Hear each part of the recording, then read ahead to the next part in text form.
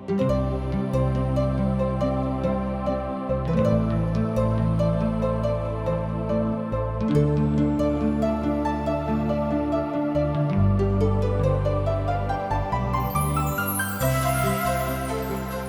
जिंदगी हमके एक के बार मिलेला। जिंदगी बहुते अनमोल हवे। अगर ए जिंदगी के जैसन जिए के चाही वैसे ही नहीं जियत तो जिंदगी नीरस हो जाई। यही खातिर TWR इंडिया जिंदगी की राह कार्यक्रम प्रस्तुत करता कि आपके परमेश्वर के रास्ता में आगे बढ़े में मदद कर सके और आप सब मस्त जिंदगी जी सकें। कृपा करके देखी सुनी जना से परमेश्वर आपकी जिंदगी का रास्ता बतावे वाला ठहरस। प्रिय श्रोता, आज हम यूहन्ना रचित सुसमाचार के 18वां अध्याय के शुरू करे जा रहल बानी। ऊपर वाला कोठरी प्रवचन अर्थात ऊपर रूम प्रवचन जौन की 13वां अध्याय से शुरू होत रहे, प्रभु यीशु महायाजक कार्य प्रार्थना के साथ समाप्त होता। और अब हम इस सुसमाचार के 5वां खंड पर आवतानी। संसार के सामने प्रभु यीशु मसीह की गवाही, ई विश्वास यानी कि ई विषय 18 से 20 अध्याय तक जारी रही। ये अध्याय में हम देखब कि प्रभु यीशु मसीह यहूदा द्वारा पकड़वावल गइलन और महायाजक के हाथ में सौंप दिहल गइलन। श्रोता, अन्य 3 सुसमाचार सबसे कुछ अलग बा। मत्ती, मरकुस तथा लूका, ये तीनों सुसमाचार में मसीह यीशु के मानवता पर जोर दिहल गइल। उनकर स्वभाव उद्धारकर्ता के रूप में, उनकर पीड़ा, उनकर मृत्यु, पुनरुत्थान के विषय में दुख यानी कि जोर दिहल गइल बा। यूहन्ना के सुसमाचार में मसीह यीशु के परमेश्वर होखला पर जोर दिहल गइल बा। ई सुसमाचार में ऊ परमेश्वर और आदमी दोनों हमें उनका महिमा पर विशेष बल तथा जोर दिहल गइल बा। ऐसे उनकर गिरफ्तारी, उनकर मृत्यु तथा पुनरुत्थान में उनकर महिमा के देखे के ई बार बार अपना चरण से स्वर्गरोहण अर्थात स्वर्गीय बाबू के पास वापस जाए के बारे में चर्चा तथा बखान कर रहल बने। तो सबसे पहले हम गतसमनी के बगीचा में प्रभु यीशु मसीह के पकड़वावे के बारे में पढ़े के। तो प्रिय श्रोता, रउआ हमरा संगे अपन पवित्र शास्त्र बाइबल निकाल लिहनी। हाँ, तो ओ में देखी यूहन्ना रचित सुसमाचार 18 अध्याय 1 पद से लेके 20 पद में एह तरी से लिखल बा। यीशु ई बात कह के अपना चेलन के संगे किद्रोन नाला के ओह पार गइलन और उहवा एगो बगीचा रहल जौना में ऊ और उनकर चेला लोग रहले और उनकर पकड़वावे वाला यहूदा भी ऊ जगह जानत रहन, काहे कि यीशु अपना चेलन के साथे उहवा गोल करत रहन। तब यहूदा पलवन के और महायाजक और फरीसी लोग के ओर से पियादन के साथे लालटेन, मसाला और हथियार ले ले उहवा अइले।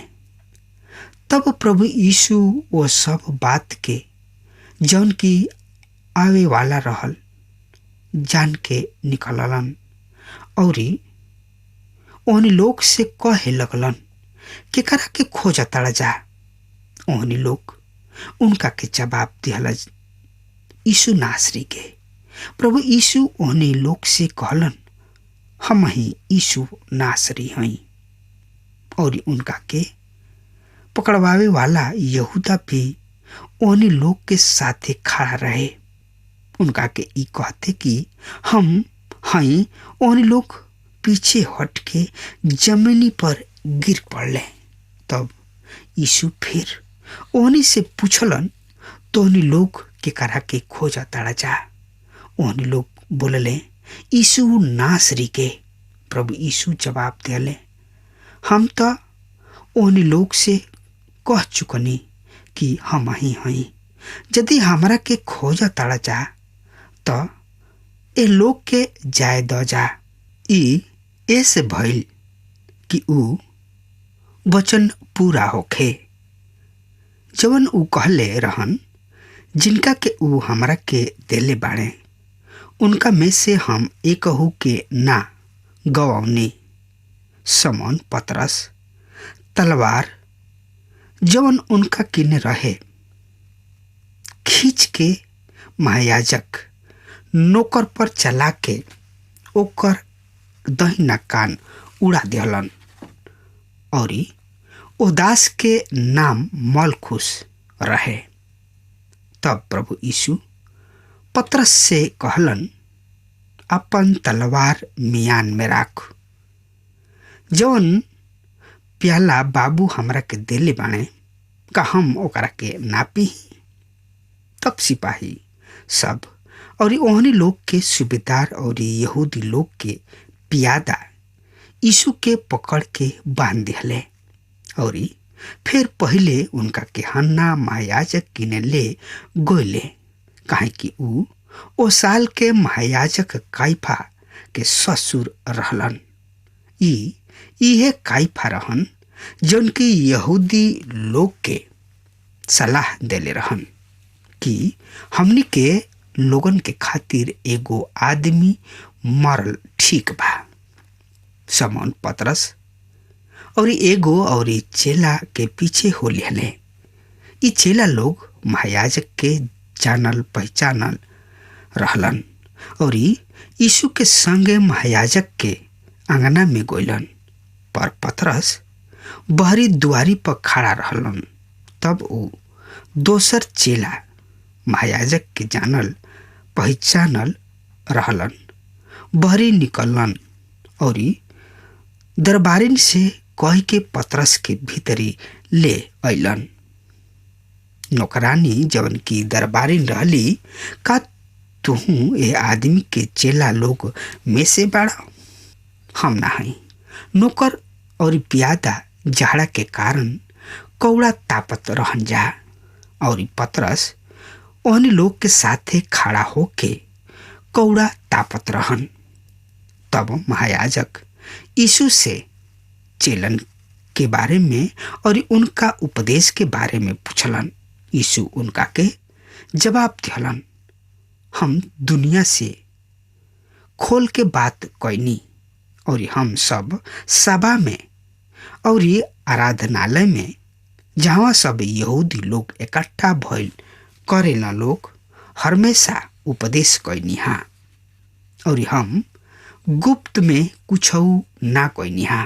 प्रिय श्रोता, ध्यान दही, प्रेरित यूहन्ना प्रभु यीशु मसीह के पीड़ा गतसमनी के बगीचा अनुभव, उनकर प्रार्थना तथा उनकर दुख के चर्चा नैखन कर रहल। यूहन्ना प्रभु यीशु जी के महिमा के बखान कर रहल बा।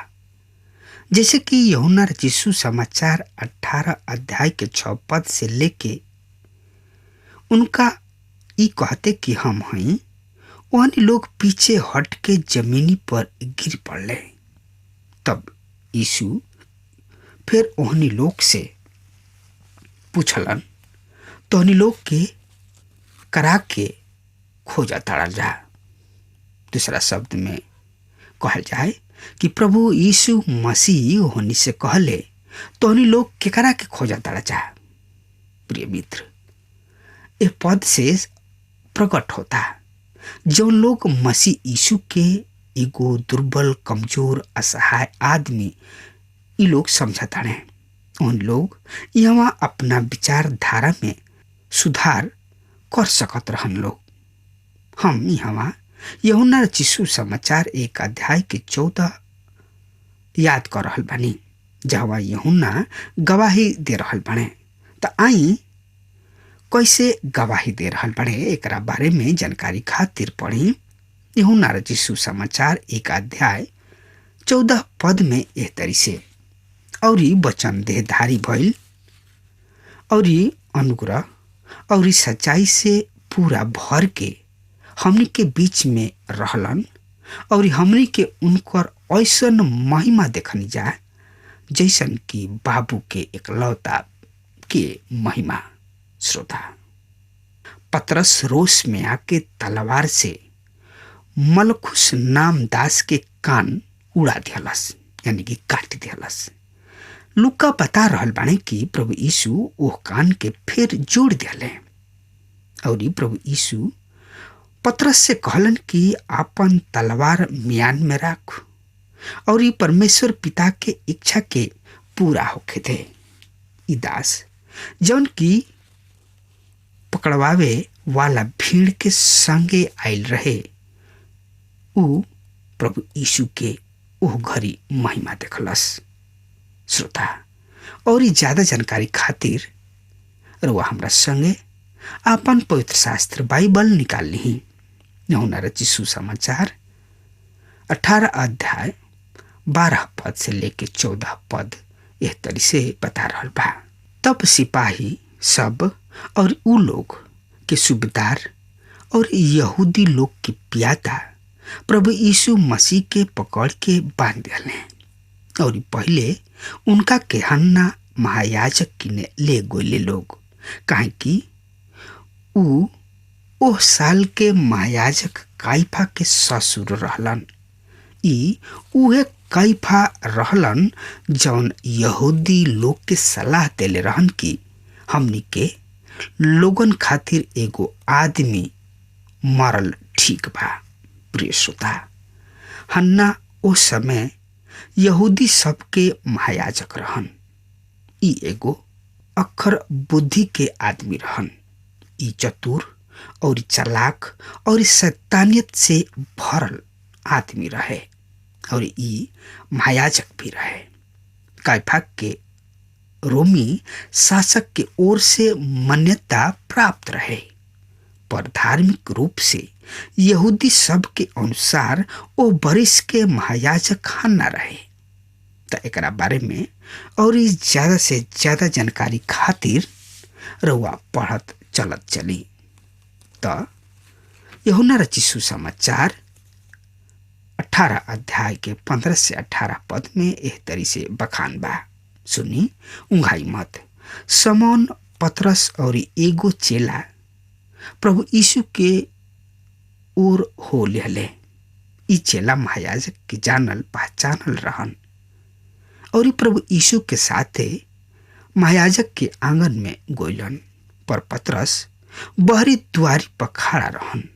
तब दोसर चेला जवन महायाजक के जानल पहचानल रहन बहरी निकलन और दरबारिन से कह के पतरस के भीतरी ले गइलन, और नौकरानी जवन दरबारिन रहली पतरस से कहली, का तुहू ए आदमी के चेला में से हवा? पतरस कहलन, ना, हम ओ आदमी के चेला में से ना हई। नौकर और प्यादा जाड़ा के कारण कौड़ा तापत रहन जा, और पतरस उन लोग के संगे खड़ा होके तापत रहे। प्रिय श्रोता, यहाँ पतरस द्वारा मसीह यीशु के पहल का इनकार के बखान तथा वर्णन बा। तो आई एक खाली औरी अपना पुत्र शास्त्र बाइबल से देखल जाओ।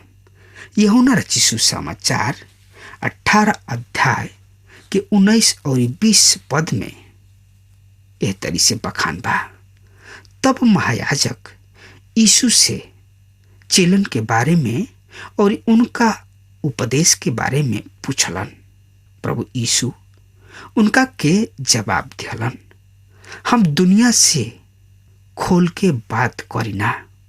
हम सभा में और आराधनालय में जहाँ सब यहूदी इकट्ठा भइल करेलन हमेशा उपदेश कहनिहा, और हम गुप्त में कुछ ना कहनी। प्रिय श्रोता, यहाँ हम देख रहल बानी कि प्रभु यीशु के एगो मुजरिम अर्थात दोषी आदमी के समान महायाजक के सामने ले आवल जाता। प्रभु यीशु महायाजक से बड़ा स्पष्ट शब्द में बातचीत कैलन। वही समय एगो सिपाही मसीह यीशु के घुसा मरलस, पर प्रभु यीशु ओकरा के बड़ा ही कोमल भाषा में ओकरा से कहलन, यदि हम उचित नइखी कहत तो हमरा गलती प्रमाणित कर, और यदि उचित कहतानी तो हमरा के मारत काहे बढ़ा। प्रभु यीशु एगो साधारण मानव के ऐसन व्यवहार कर रहल बाने। तब हन्ना उनका के काइफा याजक ने भेज दियालस, और काइफा के रोमी सरकार की ओर से मान्यता प्राप्त भइल रहे। श्रोता, रोमी शासक एगो बहुते कठोर शासक रहे, जौन की प्रभु यीशु के काइफा किने ले आवल जाता कि उनका के कठोर से कठोर दंड मिले। प्रभु यीशु के लोग घूसा मरले, लोग उनका मुंह पर थूक दिले, नाना प्रकार के उनका के यातना ही दिले। फिर भी प्रभु हमें उ केहू खातिर बुरा ना कोइले। अगर चाहते तो उ बहुते कुछ कर सकत रहन, लेकिन उ ना कोइले, काहे कि अपना स्वर्गीय बाबू के काम के पूरा करे के रहे। ओ कटोरा के पिए के रहे जौन उनकर बाबू देले रहन, जौन की उनकर बाबू ओ काम के सौंप देले रहन। श्रोता, यूहन्ना रचित सुसमाचार 3 अध्याय के 16 पद में साफ साफ बतावल बा, काहे कि परमेश्वर जगत से ऐसन प्रेम कैले कि वो आपन एकलौता बेटा दे दिले, ताकि जे केहू उनकरा पर विश्वास करी नाश ना होई पर अनंत जिंदगी पाई। और अपना स्वर्गीय बाबू के काम के पूरा कर रहल बने। श्रोता, प्रभु यीशु पूरा आदमी रहन और पूरा परमेश्वर रहन। 100% आदमी रहन और 100% परमेश्वर रहन। लोग उनका के सतावत रहे, पर प्रभु यीशु कुछ ना बोलत रहन, काहे कि अपना स्वर्गीय बाबू के काम के पूरा करे के रहे। और अपना स्वर्गीय बाबू के काम के ओ कलवरी के क्रूस पर पूरा कैलन, और जे उनका ऊपर विश्वास कैल वो जिंदगी पावल और शैतान लजा गइल। हाँ, तो प्रिय श्रोता, रउआ प्रभु यीशु मसीह की न्याय और प्रभु यीशु मसीह पर विश्वास करी और वो जिंदगी के पाई जौन की संसार रउआ के वो जिंदगी नहीं के दे सकत। प्रभु यीशु मसीह कहलन, मार्ग, सत्य और जिंदगी हम ही हई। श्रोता, सही राह, सही दिशा प्रभु यीशु मसीह हमें। उ परमेश्वर के बेटा प्रभु यीशु मसीह जवन की हमरा और रउआ पाप के खातिर ओ क्रूस पर आपन प्राण दे दिले। इससे रउआ उनका पर विश्वास करी। तो श्रोता, अब हमार समय खत्म हो रहा बा, तब तक खातिर परमेश्वर रउआ के बहुत आशीष देस। आमीन। हमके विश्वास बा कि ई कार्यक्रम आप सब खातिर फायदेमंद सिद्ध भइल हुई। हम चाहतनी कि आप सब आपन आपन आशीष हमरों से बांटी। अगर आप सबके लगे बाइबल से चाहे आपकी निजी जिंदगी से कोनो सवाल होके चाहे कोनो समस्या खातिर प्रार्थना करावे चाहतनी तो हमारी फोन नंबर पर जरूर संपर्क करें। परमेश्वर आप सबके बहुत आशीष प्रदान करें और आज का दिन आप खातिर सुखद बनावे।